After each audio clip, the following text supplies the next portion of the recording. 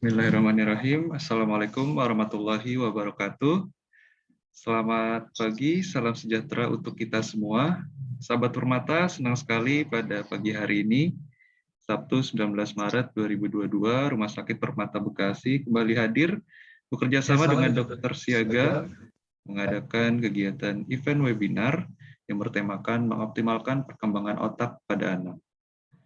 Ya, sahabat Permata, di tengah-tengah kita sudah ada Dr. Rika Fauzia, spesialis anak di Rumah Sakit, dokter spesialis anak di Rumah Sakit Permata Bekasi. Selamat pagi, dokter. Selamat pagi, Mas. Assalamualaikum. Waalaikumsalam. Gimana, dokter, kabarnya, dok? Alhamdulillah, sehat. Alhamdulillah, sehat. Oke, baik, dokter. Tanpa menunggu waktu lama, sebelum acara dimulai, mari kita saksikan terlebih dahulu video company profile dari Rumah Sakit Permata Bekasi.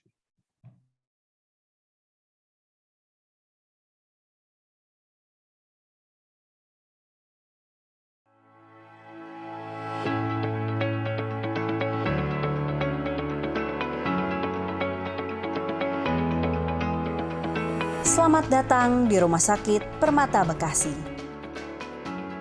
Rumah sakit umum swasta pertama di daerah Mustika Jaya, Kota Bekasi.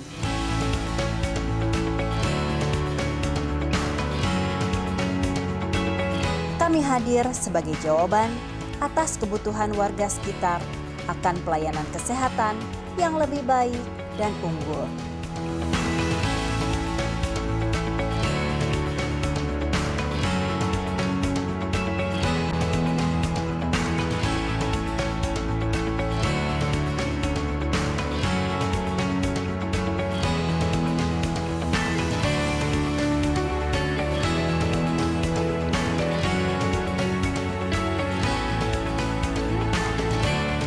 Lingkungan yang kami bangun adalah lingkungan yang kekeluargaan dengan karyawan yang profesional dan berdedikasi serta komitmen untuk memberikan pelayanan yang prima.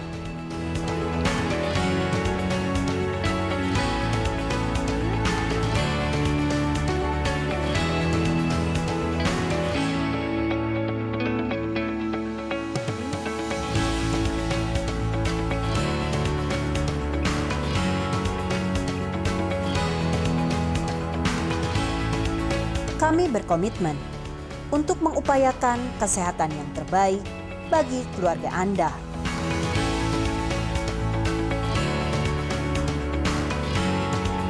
Mulai dari masa kehamilan, menyusui, hingga mengoptimalkan tumbuh kembang anak dan fungsi tubuh untuk mencapai potensi terbaik.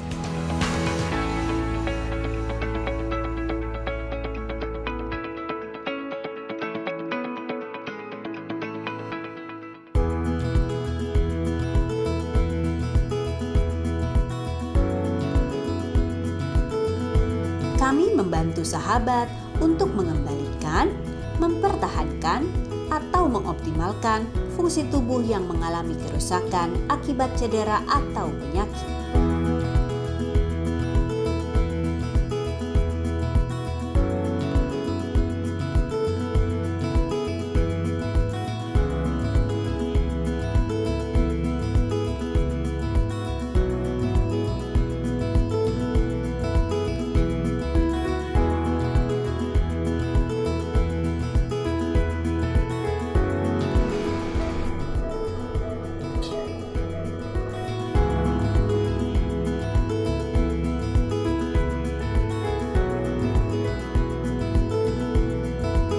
Melalui layanan konsultasi secara daring, kami memperluas akses kesehatan bagi seluruh masyarakat.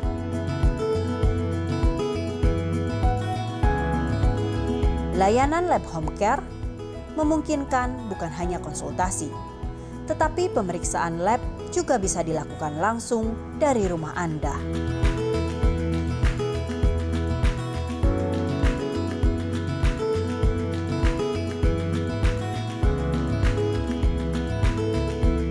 Rasa aman dan nyaman akan membantu kesembuhan pasien serta meningkatkan derajat kesehatan dan kualitas hidup. Kami selalu berupaya untuk memberikan rasa nyaman agar pasien merasa seperti di rumah.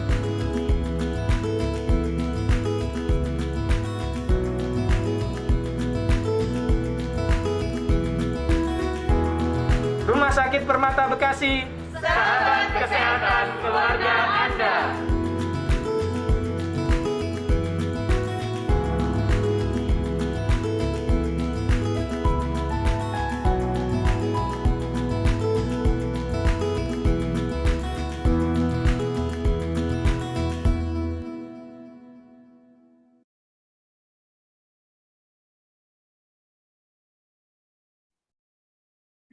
Ya, sahabat Permata, demikian video company profile dari Rumah Sakit Permata Bekasi. Bagi sahabat Permata yang ingin merasakan pelayanan terbaik dari Rumah Sakit Permata Bekasi, boleh langsung berkunjung ke Rumah Sakit Permata Bekasi, tepatnya di Jalan Legenda Raya nomor 9, Mustika Jaya, Kota Bekasi. Ya, Bapak Ibu, tanpa menunggu waktu lama, mari kita saksikan paparan materi yang akan disampaikan oleh Dr. Rika Fauzia, SPA, yang akan menjelaskan tentang perkembangan otak pada anak. Silakan, dokter. Assalamualaikum warahmatullahi wabarakatuh. Alhamdulillah pada kesempatan kali ini kita bisa berkumpul untuk sharing mengenai mengoptimalkan perkembangan otak pada anak. Terima kasih kepada Rumah Sakit Permata dan juga Dokter Siaga yang sudah memfasilitasi kegiatan kita hari ini. Baik, perkenalkan saya Dr. Rica Fauzia, tadi sudah disebutkan ya. Saya akan men-sharing mengenai perkembangan otak pada anak. Jadi hal yang pertama adalah otak ya. Otak merupakan organ yang menjadi pusat perintah dan sistem saraf manusia. Kecerdasan, kreativitas, kemudian emosi, ingatan, pergerakan tubuh adalah beberapa hal yang diatur oleh otak. Nah, berikut ini adalah bagian-bagian dari otak. Ada otak besar, otak kecil, kemudian ada batang otak, dan sumsum tulang belakang. Nah, anak adalah bayi janin sejak dalam kandungan sampai remaja berusia 18 tahun ya. Jadi anak ini dimulai dari konsepsi, kemudian dia di dalam kandungan, janin atau jabang bayi, di bayi sampai usia 12 bulan, kemudian dia anak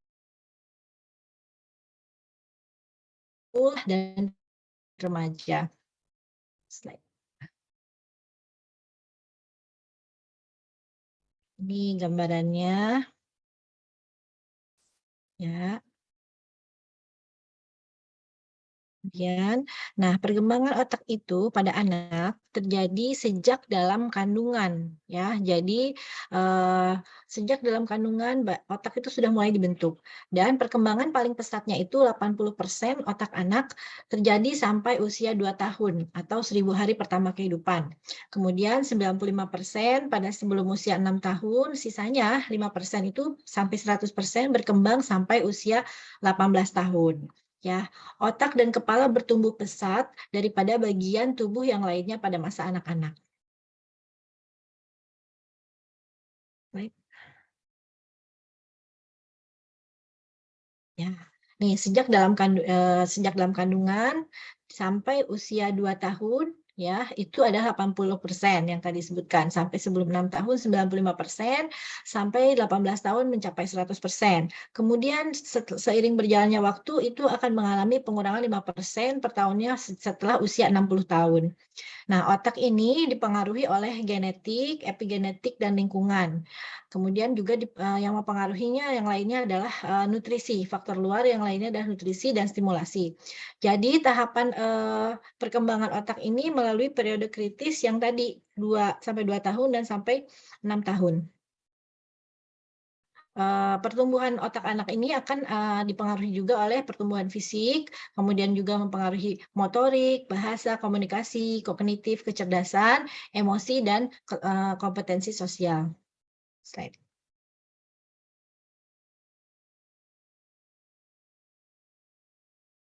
Nah, ini adalah 1000 hari pertama kehidupan, yaitu sejak 9 bulan dalam kandungan dan 2 tahun pertama kehidupan. Di mana pada usia, pada ini BW itu body weight dan body length, kemudian ini brain weight ya. Body weight itu pada saat berat bayinya itu di dalam kandungan 800 gram, berat otaknya itu, panjangnya 30 cm, berat otaknya itu 75 gram. Jadi kurang lebih 10% ya. Dan ketika berat bayinya itu pada saat berat lahir 3.500 gram, berat otaknya itu 375 gram ya. Jadi otaknya kurang lebih 10% dari berat badan bayi itu ya. Jadi cukup besar ya. Volume otak itu cukup besar dibandingkan organ yang lain. Ya. Nah, ini usia dalam bulan, total volume otak sampai 24 bulan itu mencapai volume yang cukup besar, sampai 83% dari volume otak orang dewasa. Slide.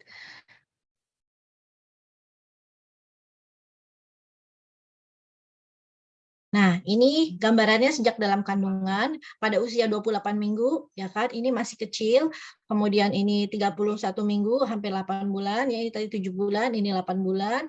Ini 8 bulan setengah ya. Ini udah banyak girus-girusnya, dan ini pada saat bayi cukup bulan ya. Bayi cukup bulan, girus-girusnya sudah banyak nih, sudah siap untuk lahir. Nah, ini kita lihat juga, ini adalah sinaps ya. Dari mulai dalam kandungan 10 minggu, 13 minggu, 17 minggu, ini serabut sarafnya sudah mulai terlihat, lebih banyak lagi di usia 32 sampai 34, dan ketika sudah siap lahir ini sudah lebih banyak lagi sinapsnya. Nah, jadi kalau misalkan nanti bayi prematur ini sangat akan berpengaruh ya perkembangan otaknya, karena dia misalkan lahirnya di 8 bulan, 32 minggu ya, 32 minggu sampai 34 minggu lahirnya hanya segini sinapsnya. Makin kecil lagi bayi itu lahir, nah perkembangan otaknya belum sempurna ya. Tapi semakin matang bayi itu lahir, semakin cukup bulan bayi itu lahir, perkembangan otaknya semakin baik. Ya, nanti setelah lahir pun ada lagi yang mempengaruhinya, yaitu nutrisi, stimulasi, dan lingkungan. Ini adalah gambaran dari trimester 1, trimester 2, trimester 3, perkembangan dari otaknya. Ya, jadi bedanya otak prematur dan otak matur atau otak cukup bulan seperti ini. Ya, slide.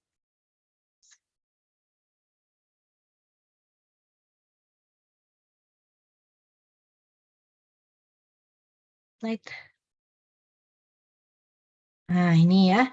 Jadi pada saat konsepsi atau dalam kandungan ini dibentuk ada neural tube ya. Kemudian ada juga pembentukan otak bagian dasarnya, kemudian ada migrasi saraf-saraf, kemudian juga ada pembentukan struktur yang lebih besar lagi, kemudian sinap-sinap ini mulai terbentuk, dan yang terakhir ada proses myelinisasi atau growth spurt.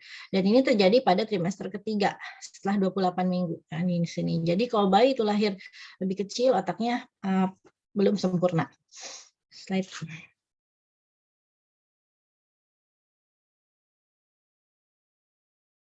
Nah, faktor apa saja sih yang mempengaruhi perkembangan otak? Yang tadi sudah disebutkan, yaitu ada nutrisi, kemudian stimulasi, dan juga ada genetik. Slide ya. Nah, jadi nutrisi dan stimulasi dini, yaitu dia dapat mengoptimalisasi kualitas tumbuh kembang anak jangka panjang ya. Jadi ditentukan oleh perkembangan otak selama periode kritis. Periode kritis di awal kehidupan tadi 1000 hari pertama kehidupan, yaitu pada saat dalam kandungan dan 2 tahun pertama kehidupan. Aspek yang utama untuk pembentukan otak anak usia dini adalah nutrisi dini dan stimulasi dini. Slide.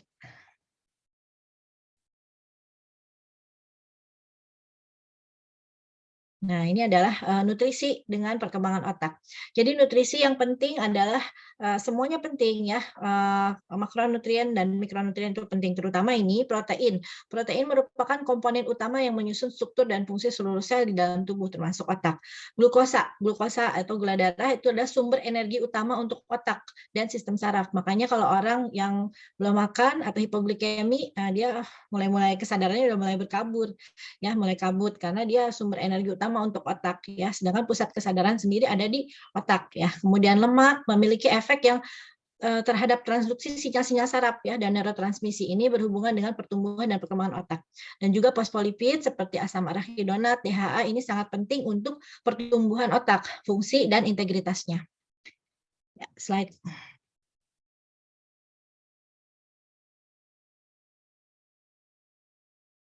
Nutrisi dini ini perannya untuk proses pembentukan, perbanyakan dan pematangan sel otak, juga pembentukan jaringan atau sirkuit otak ya, percepatan aliran informasi antar sel otak. Nutrisi di usia 2 tahun pertama itu tadi sudah disinggung-singgung ya, ini meningkatkan berat otak nih segini ya, sampai 1.200 gram ya, setelahnya sisanya ya. Kemudian slide.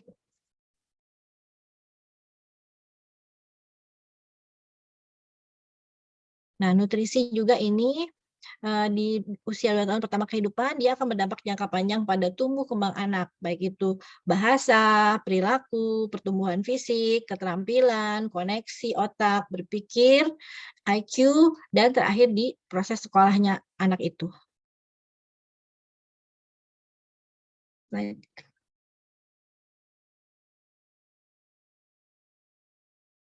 Slide. Saya nggak bisa slide ya.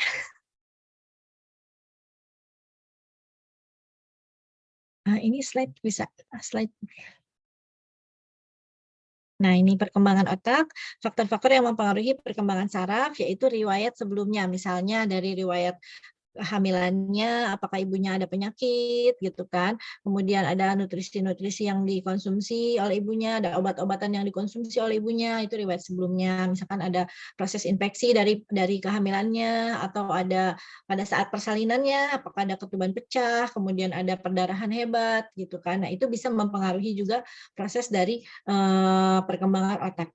Ya, kemudian pada proses bayinya juga, apakah bayinya itu pada saat lahir ada proses resusitasi atau bantuan napas atau bantuan hidup bayi baru lahir, kemudian ada perawatan di NICU ya atau di ICU bayi seperti itu ya. Nah, itu mempengaruhi ya. Kemudian juga nanti akan yang distimulasikan adalah gerak kasar, gerak halus, kecerdasan, bicara bahasa, dan emosi sosial personal. Slide.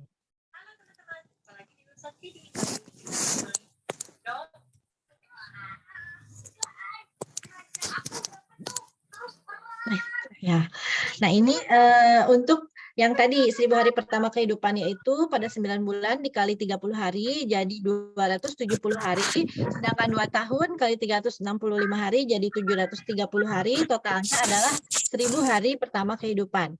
Nah, pada fase kritis ini atau golden period dari seorang anak diperlukan pemantauan yang intensif untuk pertumbuhan dan perkembangannya. Ya, slide.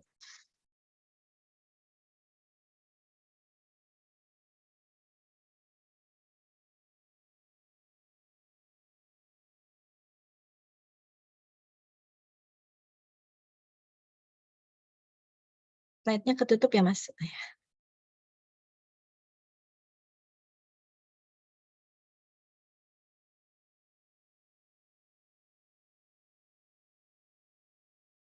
Oke, udah muncul lagi ya. Share screen ya.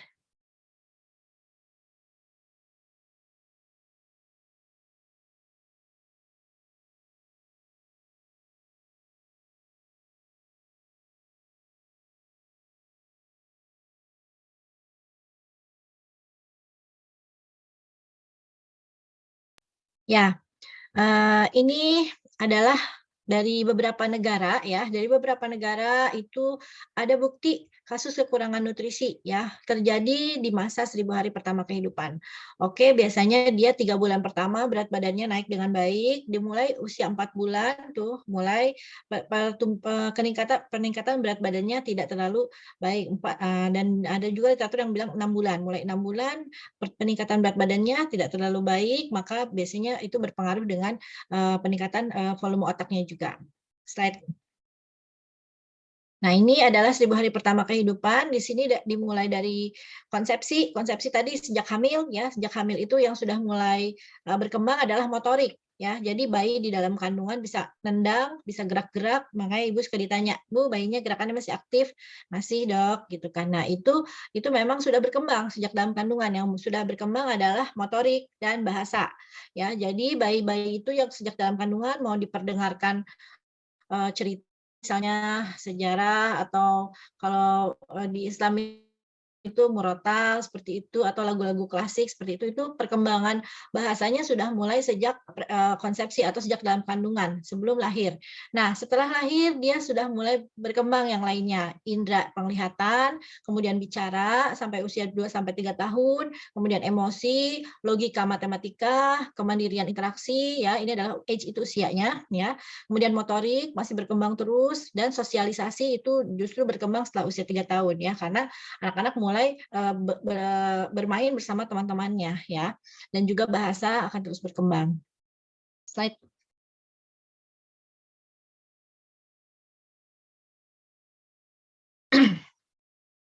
Nah, ini 1000 hari pertama kehidupan kita harus mengamankan periode ini karena periode yang kritis. Ini selalu diulang-ulang karena memang benar-benar kritis. Jadi kalau misalkan kita mengetahui ada sesuatu yang kurang pada 1000 hari pertama kehidupan ini, kita bisa langsung evaluasi dan langsung stimulasi atau langsung terapi. Nah, di situ akan terjadi perbaikan yang signifikan dibandingkan kita sudah terlambat mengetahuinya. Misalkan anaknya sudah lebih besar 5 tahun atau 6 tahun di atasnya itu akan sangat sulit mengembalikannya atau mungkin tidak sebaik pada saat kita mengetahui di usia dini ya kelainannya.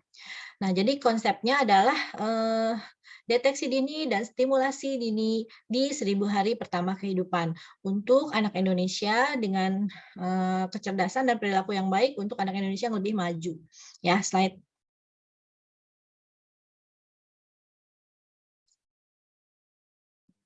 Nah, ini jadi yang tadi saya bilang, kalau misalkan kita mengetahui ada faktor risiko anak ini di usia dini, kemudian dia tidak diintervensi, yang merah ini dibiarkan, nah ini akan dia di bawah kemampuan otaknya akan di bawah dari yang seharusnya, yang anak normal ini yang hijau ya. Jadi anak normal ini yang hijau akan di atas. Namun jika kita mengetahui di anak usia dini, kita ketahui dan kita lakukan intervensi dini, maka ini perbaikannya akan bisa mendekati anak-anak normal yang tidak memiliki faktor risiko. Ya, faktor risiko itu tadi yang ada masalah sejak kehamilannya, apakah dia prematur, apakah dia berat lahirnya rendah, apakah dia tadi riwayat persalinannya ada masalah, riwayat perawatan di ruang ICU bayi, seperti itu ya. Itu faktor risikonya, banyak sekali faktor risikonya. Nah, jika kita mengetahui, kita bisa lakukan intervensi dini, dan itu recovery-nya itu bisa mendekati anak-anak yang memang normal, yang hijau ini yang normal.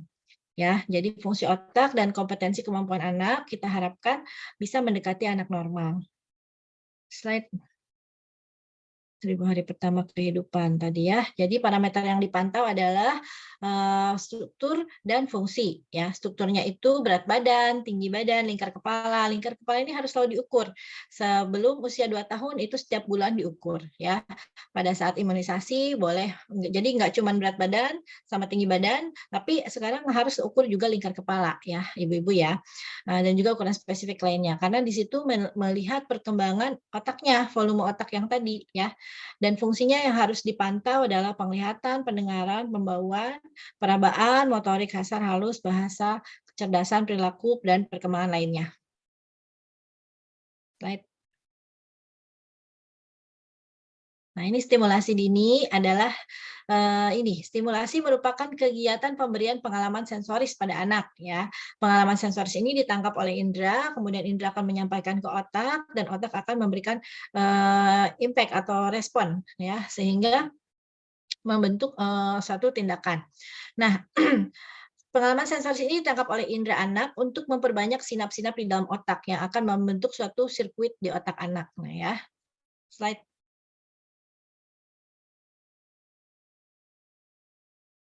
Nah, ini stimulasi jadi akan memperbanyak alternatif penghubung sel-sel otak anak ya, memperbanyak dan memperkuat sinap ya. Dia akan memproses informasi lebih cepat. Jadi kalau banyak kabelnya dia akan lebih cepat sampainya ya, banyak jalan menuju Roma ya. Jadi kalau misalkan tanpa stimulasi, ini gambar yang sebelah kiri ya, aksonnya hanya 3, 1, 2, 3. Jadi penyampaian informasinya lambat lah atau standar seperti ini. Tapi ketika distimulasi, dia akan muncul akson-akson yang baru yang bisa menyampaikan informasi dengan cepat. Ya, ini akson baru 1, 2, 3, 4, 5, 6. Jadi totalnya jadi 6, ya kan? Nah, jadi impuls yang diberikan dengan ditangkap oleh akson lebih banyak, maka akan sampainya lebih cepat ya. Jadi penangkapan anaknya lebih cepat ya. Pembentukan yang baru, sinap-sinap yang baru ini juga akan mempercepat penyampaian informasi. Ya, slide.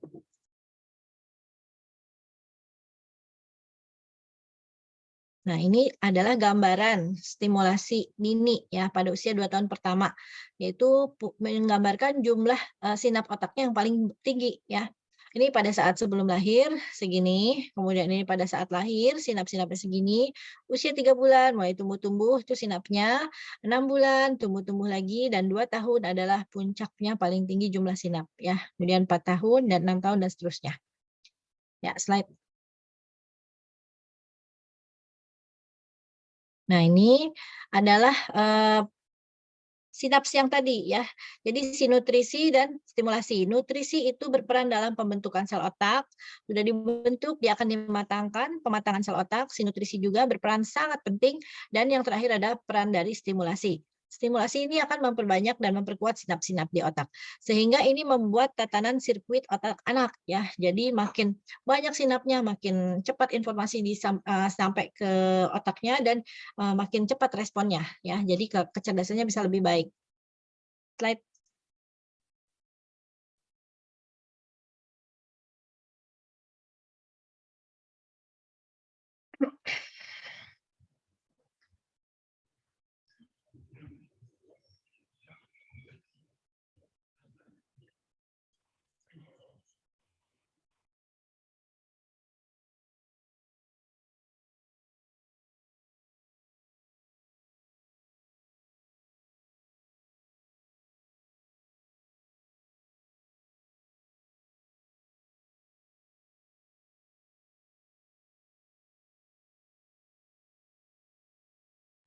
Nah, ini adalah stimulasi yang bisa didapatkan ya. Di Indonesia ada buku yang sangat bermanfaat banget. Ini adalah buku KIA, Kesehatan Ibu dan Anak. Di buku ini ada penjelasan mengenai stimulasi-stimulasi yang bisa dilakukan ya. Jadi buku ini cukup lengkap, terutama yang 2020 ya, ada edisi terbaru. Imunisasinya sudah dilengkapi, kemudian juga pertumbuhan dan perkembangannya, grafik-grafiknya sudah dilengkapi, dan yang terakhir ada proses stimulasi. Ya, slide. Nah, ini contohnya, ini adalah contoh stimulasi bayi usia 0 sampai 3 bulan ya, yang dilakukan oleh keluarga, bisa memeluk misalnya ya untuk 0 sampai 3 bulan, dan menimang bayi dengan penuh kasih sayang, kemudian juga diberikan mainan yang berwarna cerah yang bisa dilihat oleh bayi, kemudian melihat mata bayi dan ajak bayi tersenyum, bicara dan bernyanyi, kemudian juga mendengarkan musik, suara kepada bayi, dan mulai 3 bulan bayi boleh dibawa keluar rumah, memperkenalkan lingkungan sekitar rumah ya. Ya sebenarnya lebih dari sebulan juga bisa sih ya, untuk misalkan dari awal-awal kehidupan juga bisa, misalkan dijemur, dilihat-lihat lingkungan, tapi nggak lama, tapi setelah 3 bulan mungkin bisa lebih lama. Nah, ini untuk usia 3 sampai 6 bulan ya, orang tua dan anggota keluarga bisa melakukan hal ini. Jadi sering ditengkurapkan atau namanya tummy time ya, gerakan benda ke kanan ke kiri depan matanya gitu kan. Jadi dia bisa indranya, penglihatannya sudah mulai bisa lebih terstimulasi, dan mendengarkan berbagai bunyi-bunyian, juga membawa mainan yang besar dan berwarna. Ya, slide. Nah, ini adalah macam-macam stimulasi ya. Jadi boleh di pasir, kemudian di pohon, ini air hujan ya, boleh slide. Nah, ini ya. Jadi ini jadi apa saja sih yang mempengaruhi tadi riwayat sebelumnya ya, baik itu riwayat kehamilan, persalinan, dan setelah persalinan, kemudian genetik, kecukupan nutrisi, paparan stimulasi, obat-obatan yang mungkin pernah dikonsumsi, hubungan orang tua dan anak juga itu mempengaruhi perkembangan otak, dan hubungan anak dengan teman dan lingkungannya. Ya, slide.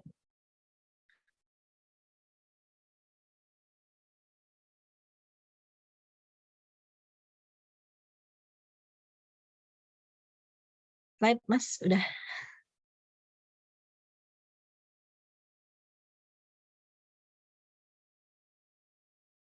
Ya, nah ini adalah faktor yang tadi yang mempengaruhi ya.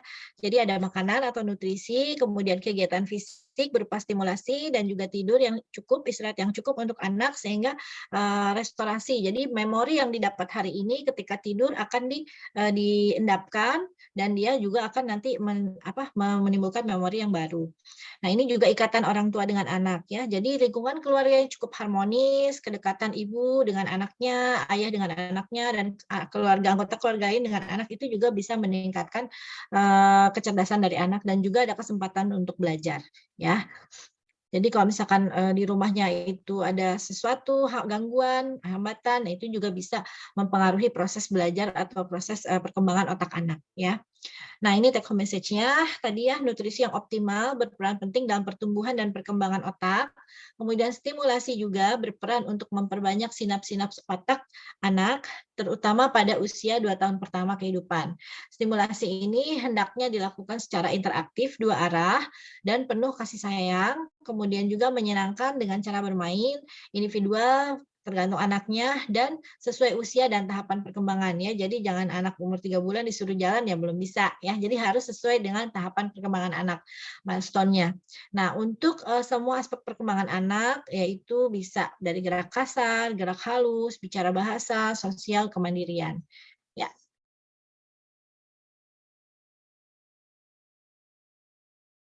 Oke, mohon maaf ya, ini slide-nya munculnya agak lama kalau di saya, jadi banyak kepotong. Tapi overall demikian presentasinya. Mudah-mudahan bisa memberikan pencerahan bagi Bapak Ibu semuanya. Ya, barangkali ada yang mau ditanyakan, boleh silakan. Oke, baik. Terima kasih Dokter Rika, pemaparannya tadi sudah sangat detail ya, sahabat Permata. Nah, dokter, kita sekarang masuk ke sesi tanya jawab nih, Dok. Dan sebenarnya sudah banyak nih Dok yang bertanya di kolom chat. Kita bacakan satu-satu ya Dok ya. Jadi, yang pertama dari Muhammad Rizky. Assalamualaikum warahmatullahi wabarakatuh. Selamat pagi Dok, saya Amri, bertinggal di Kota Bekasi, izin mengajukan pertanyaan terkait dengan masalah parenting modern masa kini. Yang sejak anak usia dini kan sering dalam mengasuh melibatkan smartphone dan teknologi lainnya. Kira-kira apakah akan terdapat dampak panjang jika orang tua terlalu sering melibatkan smartphone pada sistem pengasuhan anak? Dan apakah akan mempengaruhi tumbuh kembang anak ya Dok? Terima kasih. Ya, Mas Nanda, suaranya tadi putus-putus sama sekali nggak kedengaran karena Oke, baik Dok. ya, tuh nggak ada suaranya. Tapi karena saya satu ruangan sama Mas Nanda, jadi saya bisa mendengar pertanyaannya. Baik, mungkin bagi para hadirin yang ya. Sekarang bagaimana Dok? Ya. Sudah ada Dok? Sudah ada. Oke. Jadi parenting modern di mana keluarga zaman now itu kan menggunakan smartphone. Sebenarnya boleh-boleh saja smartphone, namun tetap harus didampingi ya, tetap harus didampingi oleh orang tua. Untuk anak di bawah 18 bulan sampai 2 tahun itu sebenarnya tidak ada rekomendasi untuk smartphone ya, atau gadget atau screen time ya, screen time.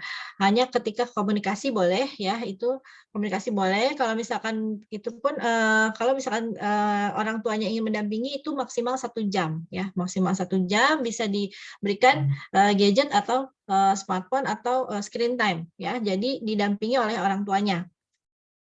Seperti itu. Boleh, kalau misalkan tidak didampingi, yang kita takutkan adalah dampak jadi gadget addict ya.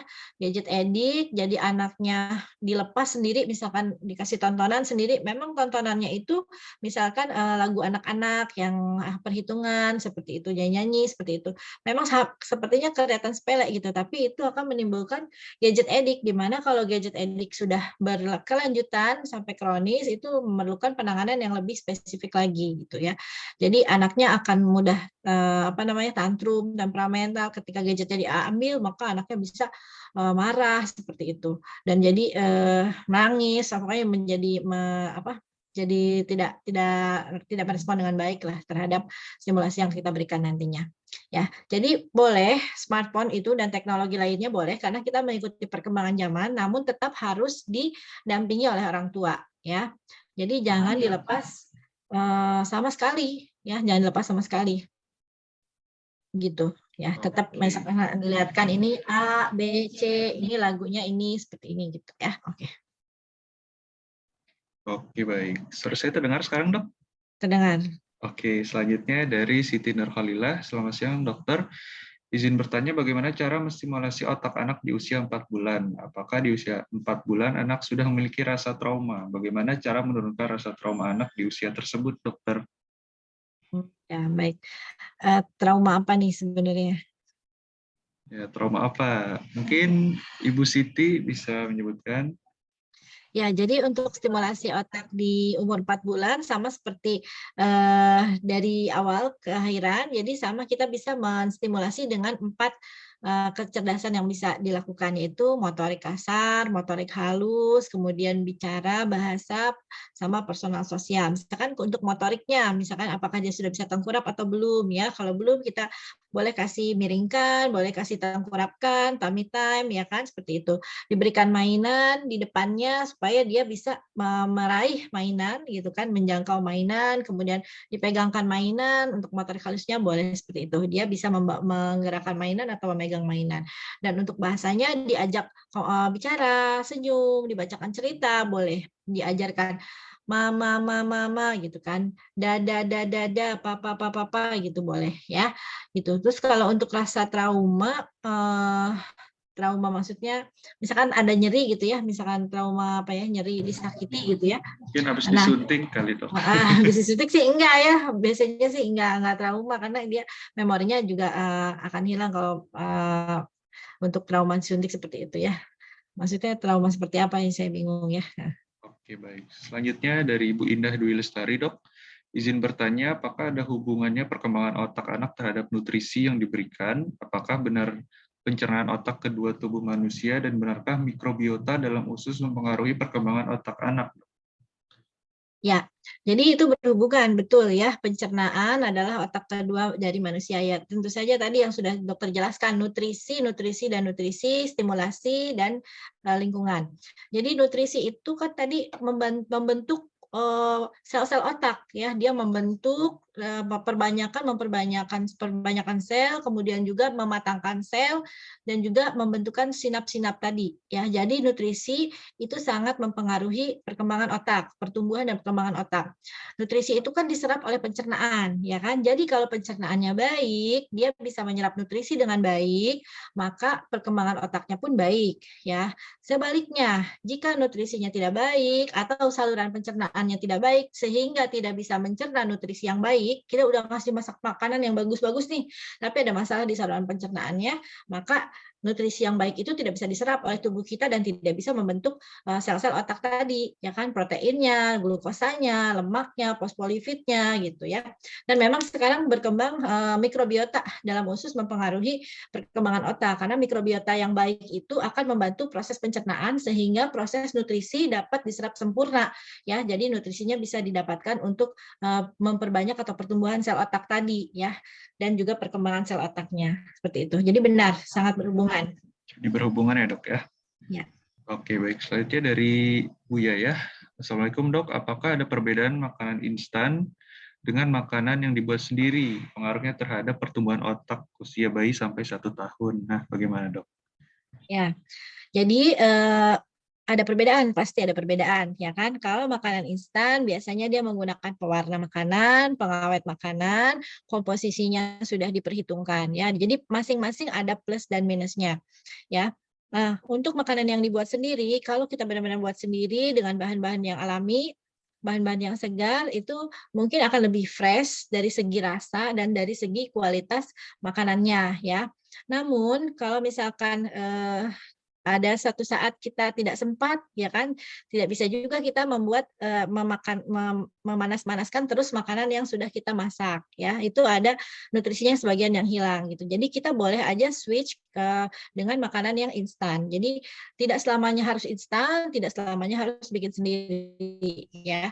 Nah, Kemudian juga berkembang makanan MPASI rumahan yang dijual gitu ya, yang dijual. Kalau kita mengetahui penjualnya itu dengan komposisinya sekian, misalkan karbohidratnya sekian, lauknya sekian, proteinnya sekian, lemaknya sekian, kita mengetahui dengan detail, ya bolehlah kita berikan kalau kita tidak sempat memasak. Tapi kalau misalkan yang, mohon maaf, misalkan yang MPASI yang buatan itu yang satu panci, misalkan dia mengandung salmon, tapi buburnya satu panci, salmonnya mungkin kita nggak tahu seberapa, apakah cuma sepotong kecil ini untuk saya, tapi dia udah bilang buburnya mengandung salmon, misalnya seperti itu misalnya ya. Nah,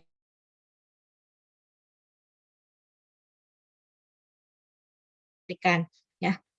Seperti itu. Jadi memang ada perbedaan, kelebihan dan kekurangan yang instan praktis, tapi memang mengandung tadi ada zat-zat tapi yang memang aman karena sudah instan juga kita lihat lagi yang BPOM-nya ada atau sudah ada sertifikasinya seperti itu.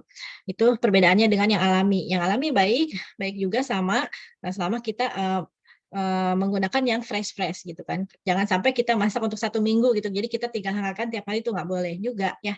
Walaupun itu kita bikin sendiri nggak boleh ya. Tetap 1-2 hari boleh misalkan. Jangan terlalu lama. Oke, baik dok. Ini ada pertanyaan lagi dok dari Bu Siti Nurholila. Apakah perkembangan motorik anak itu pun berkaitan dengan genetik orang tuanya dok?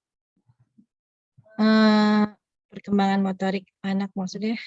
Jadi maksudnya orang tuanya dulu lambat jalannya, anaknya lambat juga jalannya gitu mungkin ya. Ya, mungkin, karena dok. berkaitan. Sebenarnya genetik itu berkaitan dengan kecerdasan atau IQ-nya ya. Jadi si mitokondria ibu itu atau kecerdasan anak itu diturunkan dari ibunya ya, seperti itu. Nah, kalau untuk motorik jadi bisa distimulasi ya. Mungkin dulu ayah atau ibunya jalannya telat, tapi kalau anaknya kan pengennya nggak telat kan, pengennya lebih baik daripada orang tuanya kan. Nah, ibu bapak bisa lakukan stimulasi seperti yang tadi dokter jelaskan. Jadi semakin sering ibu bapak stimulasi sesuai dengan usianya, maka akan semakin banyak sinaps-sinaps yang terbentuk, maka dia akan semakin cepat responnya. Jadi perkembangannya bisa lebih baik daripada yang mungkin orang atau orang tuanya zaman dahulu seperti itu. Oke, baik dok. Selanjutnya dari Ibu Titi Widyaningsi dok. Assalamualaikum, izin bertanya dok, seberapa besar pengaruh riwayat kejang pada perkembangan otak anak? Misal pernah kejang saat bayi 1 atau 2 kali karena demam. Ya, nah untuk kejang ini ada 2 macam ya. Kejang demam yang sederhana atau kejang demam kompleks ya, itu kejang yang disebabkan karena demam ya, tidak ada proses yang lainnya, misalkan infeksi atau yang lainnya di otak. Dan itu berbeda sekali dengan kejang yang karena infeksi di otak ya, atau meningitis, ensefalitis ya, atau kejang karena kekurangan oksigen, hipoksia gitu kan, dan infeksi berat lainnya. Jadi kalau kejang yang karena demam itu dia prognosisnya atau harapan hidupnya lebih baik ya, dan tidak dilaporkan ada mempengaruhi terhadap tadi kecerdasan atau perkembangan otaknya ya. Tapi kalau kejang yang karena infeksi ya, seperti ada tadi infeksi otaknya, meningitis, ensefalitis, terus lagi ada hipoksia atau kekurangan oksigen di otaknya atau kekurangan cairan segala macam. Nah, itu ada efek ya. Itu bisa menyebabkan efek terhadap perkembangan selanjutnya dari anak itu ya. Oke, baik dok. Selanjutnya dari Ibu Dian Aulia, dokter izin bertanya, bagaimana melatih kemampuan konsentrasi anak? Apa metode yang harus dilakukan untuk anak usia 4 tahun? Yang kedua, apakah perkembangan kecerdasan anak 70% diturunkan dari ibu? Lantas, apakah bila ibu tidak terlalu cerdas dalam segi akademis, hal tersebut akan menurun juga ke anak, walaupun diberikan stimulasi maksimal, seperti les, seperti itu dok. Terima kasih dokter. Ya. Jadi yang pertama melatih konsentrasi ya anak umur 4 tahun. Itu bisa diajak dengan komunikasi anaknya ya kan. Jadi kan hubungan ibu dan anak atau hubungan orang tua dan anak yang baik itu bisa akan memberikan suatu penerimaan yang baik juga pada anaknya ya. Jadi kalau misalkan diberikan duduk baca buku gitu kan seperti itu bersama-sama dengan ibunya, oke, itu bisa melatih juga konsentrasi. Ya, seperti itu. Jadi hubungan yang baik, kemudian komunikasi yang baik dari ibu dan dengan anaknya atau dari pengasuh dengan anaknya itu bisa mempengaruhi dengan konsentrasi anaknya. Ya kan, anak umur 4 tahun itu sudah mengerti apa yang kita ucapkan, jadi dia bisa lebih mengkonsentrasi. Tapi kalau misalkan belum, ya masih masih anaknya masih istilahnya belum bisa duduk diam segala macam, nah itu harus dicek juga ya, apakah memang ada satu yang harus dievaluasi ya. Terus yang kedua, memang tadi ya kecerdasan itu diturunkan dari ibu memang benar, tapi tetap harus distimulasi ya. Walaupun dia cerdas tapi tidak ada stimulasi, itu sinapsnya ya segitu-gitu aja, nggak berkembang lagi. Tapi kalau misalkan dia pas-pasan tapi dia berikan stimulasi yang banyak, nah sinapsnya bisa berkembang lebih banyak lagi ya. Untuk les itu tergantung anaknya juga, Bu, ya. Jadi kalau misalkan dia ada semacam lesnya yang belajar dengan happy ya, itu akan lebih mudah untuk menerima pelajaran-pelajarannya. Sedangkan kalau misalkan dia anaknya udah nggak happy, dipaksa les ini itu malah akan membuat otaknya mengkerut, Bu. Jadi dia nggak mau lagi menerima materi-materi yang sudah diberikan. Jadi benar-benar harus dievaluasi lagi, komunikasikan dengan anaknya, maunya seperti apa gitu kan, kita berikan penjelasan yang sangat baik gitu ya. Oke, baik dokter. Selanjutnya dari Ibu Erni, dok. Dokter, bagaimana dengan usia 9 tahun tapi masih berkelakuan seperti anak kecil di saat belajar tidak fokus, perilaku cenderung seperti tidak mau ngalah? Oh ya. Ya, jadi kalau 9 tahun masih anak kecil memang masih anak kecil ya, kalau 18 tahun udah remaja. Jadi kalau 9 tahun memang masih anak-anak. Jadi memang ada namanya personal sosial tadi ya, jadi kecerdasan emosi ya seperti itu. Jadi belajar tidak fokus. Jadi ada mungkin waktunya si anak itu fokus, misalnya pada saat nggak mungkin dia selamanya nggak fokus gitu kan, bisa jeblok sekolahnya bisa nggak naik ya, kalau itu harus dievaluasi lagi. Tapi ketika dia memang udah bosan, dia tidak fokus, itu masih wajar gitu kan. Jadi tetap diingatkan kembali anaknya kalau misalkan tidak fokus untuk difokuskan, kalau misalkan dia memang lelah, istirahat dulu ya, istirahat dulu sampai dia kembali lagi konsentrasinya baru bisa mulai lagi seperti itu. Kadang-kadang dengan sekolah online seperti ini anak jadi cenderung lebih jenuh sih sekolah online. Tapi kalau misalkan sekolahnya sudah mulai bergabung dengan teman-temannya, sekolahnya sudah offline, itu biasanya anaknya lebih fresh lagi.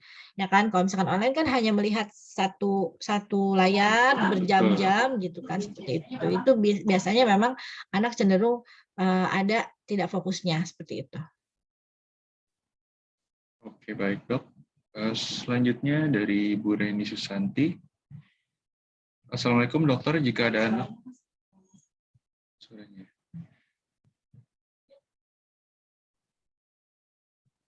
Udah? Oh.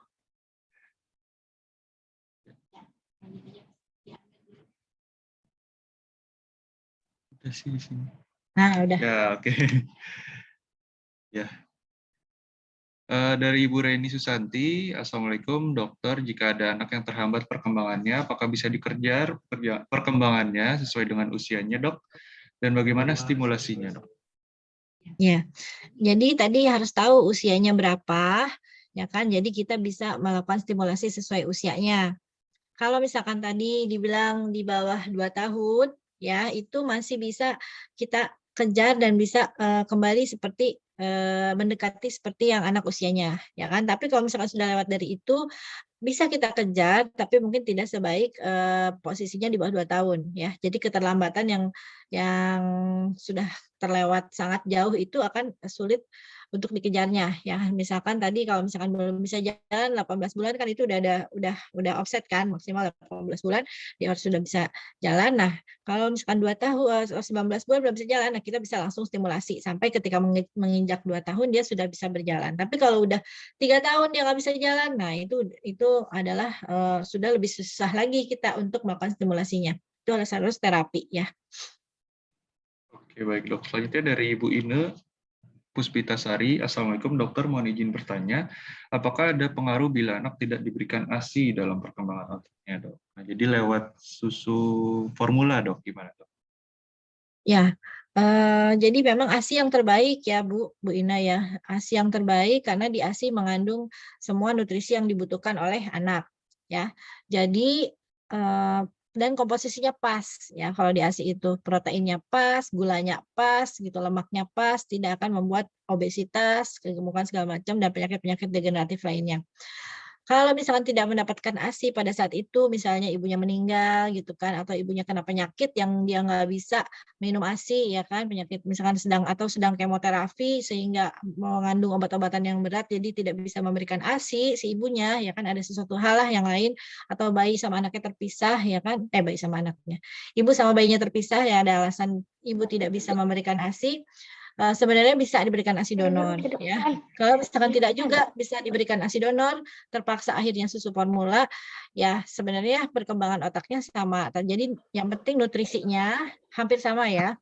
Memang dikatakan dari penelitian bayi ASI itu lebih tinggi IQ-nya dibandingkan yang tidak ASI ya. Tapi kembali lagi IQ-nya itu pun akan dipengaruhi selain dari nutrisi, dipengaruhi juga oleh stimulasi ya. Jadi kalau stimulasinya sama dan berimbang, maka akan sama-sama baik ya. Jadi sama saja, kurang lebih sama saja, tapi memang yang ASI lebih dominan seperti itu.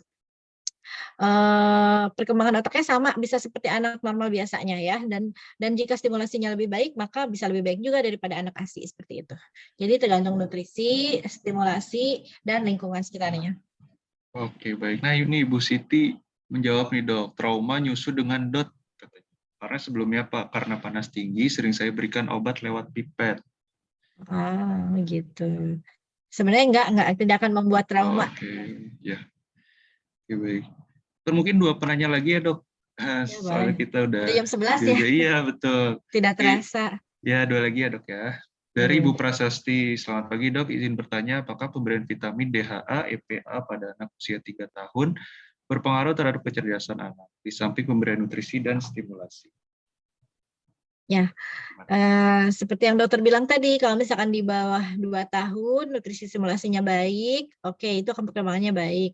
Boleh saja diberikan DHA EPA pada usia 3 tahun, tapi tidak akan meningkatkan terlalu banyak daripada perkembangannya ya. Jadi bisa boleh saja diberikan, tapi tetap lagi kembali lagi nutrisi yang pokoknya ya, dari pembentukan otak yang pokoknya, dari nutrisi yang kita makan, yang karbohidrat, protein, lemaknya, dan juga stimulasinya. Kalau itu hanya sebatas suplemen saja. Kalau misalkan itu bisa bikin cerdas, bolehlah kita minum itu biar lebih cerdas lagi ya. Ya, itu suplemen saja. Baik, dari Ibu Nia dok, izin bertanya, apakah tidak adanya sosok orang tua lengkap juga akan mempengaruhi perkembangan otak? Ya, betul. Tadi kan hubungan orang tua dengan anak atau dengan bayi itu sangat berpengaruh ya. Jadi ketika orang tuanya harmonis, bayi itu akan melihat, mempelajari, ya oh dia happy, bayi dan otaknya bisa berkembang dengan baik, proses pembelajaran juga menyerap dengan baik. Tapi ketika di rumahnya setiap hari ribut atau bahkan berpisah ibu ayahnya, ibunya sering bersedih seperti itu, atau terjadi kekerasan dalam rumahnya, nah itu akan menjadi memori yang tidak baik bagi bayi ya. Jadi perkembangan otaknya bisa terhambat juga. Oke, baik. Terakhir dok, dari Ibu Sri Wisosati, izin bertanya, apakah anak perlu diberikan suplemen tiap hari dok untuk memenuhi nutrisinya, seperti minyak ikan? Apakah benar minyak ikan itu bisa menjadikan anak pintar dok? Saya rasa nutrisi yang penting adalah yang tadi makro-mikronutrien yang biasa kita makan, porsinya disesuaikan, karbohidrat, kemudian protein dan lemaknya. Sedangkan untuk minyak ikan sendiri itu tidak bisa meningkatkan kecerdasan atau kepintaran ya, tetap nutrisi utama dan stimulasi itu sih intinya. Jadi kalau suplemen-suplemen itu hanya sebagai suplemen saja ya. Kalau misalkan itu bisa meningkatkan anaknya jadi pintar, nanti ibu-ibu semua pada beli itu dong. Nggak usah belajar. Nggak usah belajar. Jadi kasih minyak ikan aja terus ya dok ya? Iya. Oke. Baik dokter, tidak terasa nih dok, kita sudah di penghujung acara dan kita akan ada hadiah nih dok untuk 3 penanya terbaik. Mungkin dari dokter boleh dipilih 2 penanya terbaik dok, yang akan mendapatkan hadiah GoPay senilai Rp50.000 masing-masing. dua ya. Yang tadi yang pertama yang Bapak Muhammad Rizky kali ya, yang pertama Oke, itu. baik. Satu lagi, Dok. Bapak, yang satu lagi yang ibu yang makanan instan tadi Bu Yayah ya. Oke, baik. Oke, selanjutnya dari Pak Fatah. Boleh satu penanya, Pak? Silakan dari Dokter Siaga. Ya, pertanyaannya banyak juga sih ya. Iya. Iya, betul, Pak. Bingung ya, Pak? Ada berapa total? Ada 20. Iya, hampir. Yang mana ya? Nah, ini tadi yang tamin itu Ibu Prasasti. Oke, Ibu Prasasti ya, Pak ya. Oke. Halo? Iya, Pak. Putus-putus, Mas Nanda putus-putus. Oh, Ya, suaranya Mas Anda putus-putus. Iya. halo. Ya, Sekarang sudah ada? yang Ibu Prasasti ya, Pak. Ibu Oke, Prasasti baik. ya. Ada. Ya, Ibu Prasasti. Oke. Baik, suara saya terdengar lagi, Pak? Ya, udah clear. Oke, baik. Oke, tadi dari Bapak M. Rizky, Ibu Yayah, dan Ibu Prasasti boleh konfirmasi ke nomor yang saya tulis di kolom chat ya, Bapak Ibu ya. Oke, baik. Ya. Dokter Rika Saya boleh? tambah sedikit, Pak. Ya, boleh, silakan, Pak. Ya, nanti konfirmasinya saya tunggu ya hari ini sampai sore lah. Oke, baik. Boleh jangan nanti, kadang tempo hari ada yang seminggu kemudian konfirmasi. Oke, baik. Ini nomornya sudah saya letakkan di kolom chat ya, Bapak Ibu. Boleh silakan langsung konfirmasi ke Dokter Siaga dengan nomor yang ada di kolom chat. Baik, Dokter Rika, boleh disampaikan take home message atau kesimpulan dari pertemuan kita hari ini?